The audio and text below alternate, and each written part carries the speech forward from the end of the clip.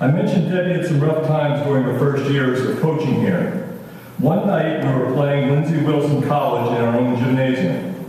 Lindsey Wilson was coached by John Wethington, who wasn't one of Debbie's favorites anyway.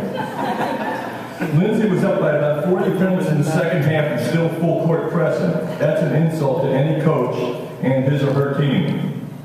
But Debbie would get even. It was a year or two later, and Debbie and the Lady Bulldogs defeated Lindsey Wilson on our court. After the game, the players came out of the locker room and they were all laughing. When asked what they were laughing, one of them said, "Coach Dan was so happy when we got in the locker room, she did a cartwheel." Debbie, as an athlete and as a coach, was such a competitive person. To know her as we know her today, you wouldn't have known that she was that competitive, but she was such a competitive athlete. She hated to lose, but she always coached with the concerns of her players first in mind. She always did it the right way. I noticed right away that she had an easygoing nature, and I liked that about her. After getting to know her and working closely with her, I realized that we actually had things in common. We had some of the same passions in life. We saw eye to eye on a lot of things. Although, I will have to admit, I'm no Tina Turner. Seriously though, students were very lucky to have Debbie as dean of students. She took them under her wing, talked to them as if they were her own.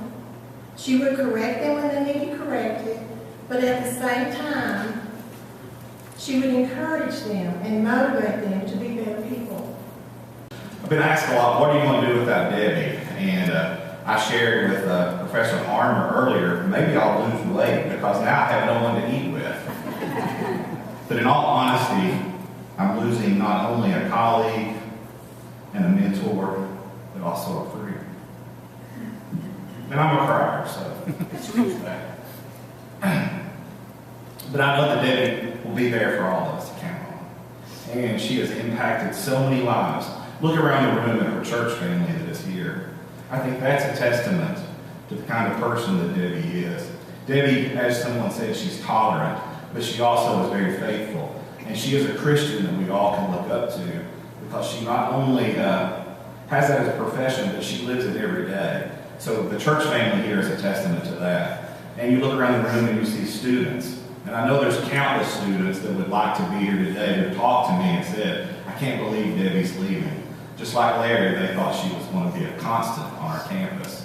I have no doubt in my mind that you are and were not only the best boss I ever had, but you have also been my advisor, my teacher, a friend, a family, and definitely my role model. I can't find enough words to express how thankful and how grateful I am for all that you've done for me. When I think of my 21 years at Union, I smile. I can't help it. And not because it's all been great and we haven't had hard times, but because we've been a family and we've gone through things together. As Larry said, when I first came to campus, I didn't even get lunch, which I thought, that's odd. But I came anyway. But when I stepped foot on campus, I knew that this is where I needed to be. And I have never once regretted my decision to be at Union College. Never. What you have all given me, I can never repay. You have given me your understanding and your love and your patience and your time and your wisdom. And because of those things, I've been able to go beyond my comfort level and to branch out and try things because I knew even if I failed that I had a family that would support me.